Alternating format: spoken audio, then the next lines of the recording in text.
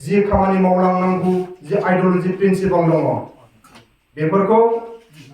भायलेन्सखौ गारनानै नन भायलेन्सनि गेजेरजों गोबां खामानिखौ मावनांगौ दं बे नोजोरखौ जों बोदों आरो बे नोजोरखौ बोनानै दिनैहाय गावसोर थानाय जि आफाद एनडिपि आफाद दंमोन बिसोरो दिनै मोनसे इउनिटिनि स्ट्रेंथ गोहो बे गोहोआव जों फैनो हादों।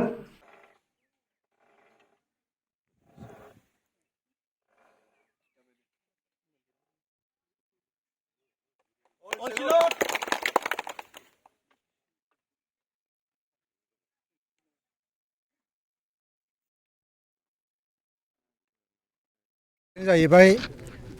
थांनाय 2022 मायथाइनि 21 अक्ट'बर सानखालि इउनाइटेड फराम अफ एक्स एनडिपि आफादखौ जोङो गोदानै जों दाफुंना लानाय जादों आरो बर'नि जि 3थि गोरोबथा बे गोरोबथानि जायफोर दफाफोर दङ बे दफाफोरखौ मावफुंना होनांगौनि थाखाय सरकारनाव जोङो दाबि दैखांनो थाखायनो जोङो दिनैहाय बे इउनाइटेड फराम अफ एक्स एनडिपिखौ थांनाय 2022 मायथाइनि 21 अक्ट'बर सानखालि जोङो बे आफादखौ दानानै लादोंमोन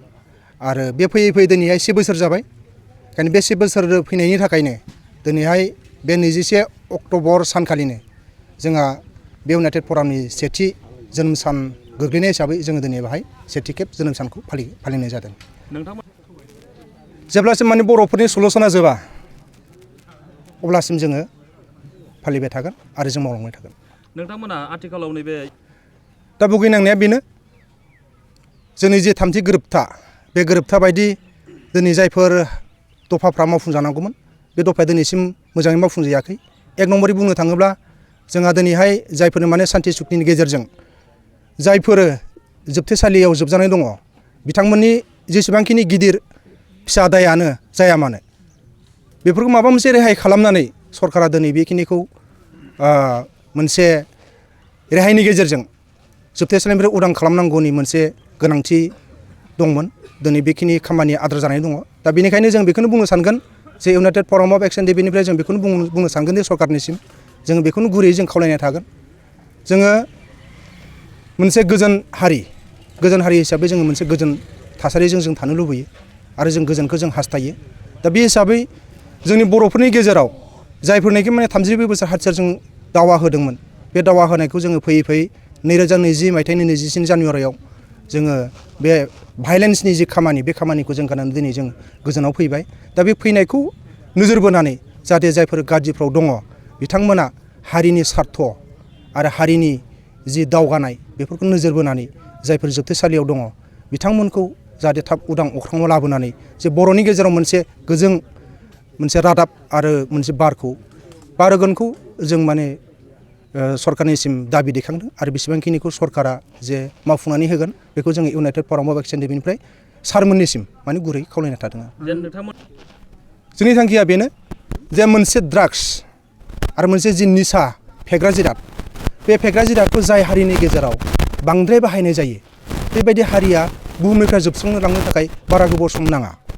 दा बेनिखायनो जोङो हारिखौ रैखा खालामनो आरो हारिनि थामोनथा जि सोदोमस्रि बे सोदोमस्रिया हारि हिसाबै थांनानै थानांगौ आरो हारि हिसाबै मोनसे बुहुमाव सिनायथि जानांगौ। दा बेनि थाखायनो जोङो जोंनि हारिनिफ्राय जे ड्राग्स जौ जुवा जिखि फेग्रा मुवा जाया मानो बे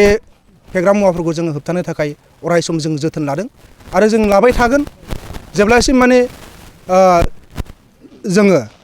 थाबाय थागोन अब्लासिम जोङो बे आफादा जेब्लासिम थाबाय थागोन अब्लासिम जोङो बेखौ होबथानायनि मोनसे राहाखौ जों लाबाय थागोन। ओंखायनो जोङो बे दिनैनि बे सेथि खेब फाउन्डेसन डेनि गेजेरजों जों गासै रायजो राजाफोरनिसिम जों बेखौनो मेसेज होनो सानदों जे जोङो बयबो रायजो राजाफ्रा जों बुजिनांगोन आरो जों साफ्रोमबो सुबुं माहारिया जों बुजिनांगोन जोङो जि फेग्रा जिराद बे फेग्रा जिरादफोरनिफ्राय जोङो अराय सम गोजानाव थानो जों जोथोन लानांगोन आरो जों बयबो जों गासै सुबुं माहारियानो बिनि हेंथायै गसंथेनांगोन आरो जों गासै सुबुं माहारिया गसंथेयोब्लासो जोंनिफ्राय बेबायदि मोनसे अगेन आखु जायफोरनाखि हारि फोजोबस्रांग्रा बैफोर जिरादफोरखौ जों अब्लासो जोङो होबथानो हागोन। दा बेनिखायनो ओंखायनो इउनाइटेड फराम अफ एक्स एनडिपिनिफ्राय जों बेखौनो खावलायदेरनो सानदों जाहाथे गासै रायजो राजाफ्रा फैबाय थानाय जि जौ जुवा आरो देहा फालांगि बिनि हौवाजों बैनि हौवा हिन्जाव बैनि हौवाजों बैनि हौवा जायफोर लाखानाय नाखारनाय जोङो समाजा जुदि सांग्रां जायाब्ला जों बेखौ होबथानो हानाय नङा। ओंखायनो जोङो गासै समाजखौनो जोङो सांग्रां जानो होदों आरो जों अराय सम जों समाजजों दङ आरो समाजजों थानाय जों अराय सम खामानिखौ जोङो इयुनाव हारियाव जि खैदां खैफोद फैगोन आरो हारियाव जि जेंना जेंगोना नुजाया मानो बे जेंना जेंनाजों जों अराय सम मोगा मोगि जालांनो थाखाय आफादा नाजालांबाय थागोन।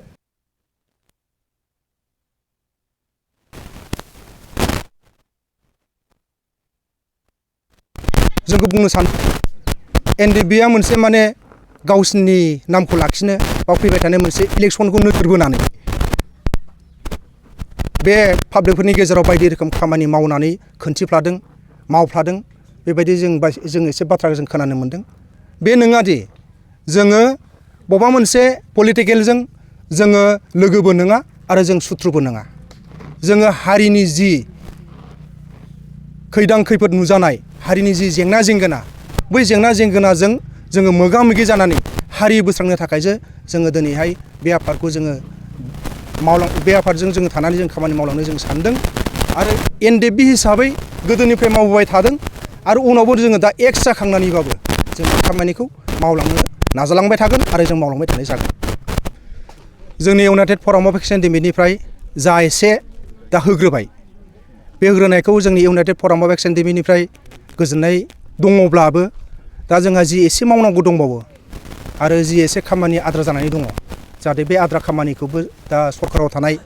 जाय बिथांमोना आरो जाय सरकार बे सरकारा एसे थाबैनो आसाम सरकार आरो भारत सरकारखौ नारसिननानै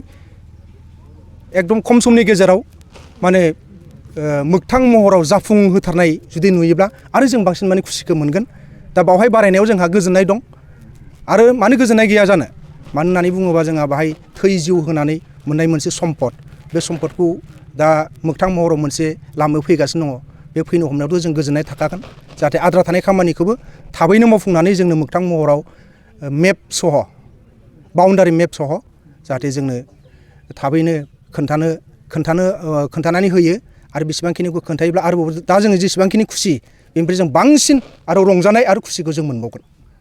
दा फुजानि समाव जों बेखौनो बुंनो सानदों बे फुजाया मोनसे इसोरखौ सिबिनांगौ बे मोनसे मानसिनि मोनसे खान्थिखा। दा बे फुजानि नामाव बा मेलानि नामाव जाहाथे जायफोर फुजायाव थांगोन जाहाथे बिथांमोना मोनसे गाज्रि अगेन आखु दिन्थिनो नाङा लोंला जाला बुला सोला बा माबा मोनसे अनेक अगेन आखु बे जाहाथे बेफोरखौ खोन्थानो नाङा। जुदि अगेन आखु जुदि खोन्थानाय जुदि मोनोब्ला जोंनि इउनाइटेड फराम अफ एक्सन एनडिएफबिनिफ्राय बै दायनिगिरि बा बै अगेन आखु खोन्थाग्राफोरनि सायाव जोङो मा एक्सन लागोन बेखौ समाजसो खोन्थागोन।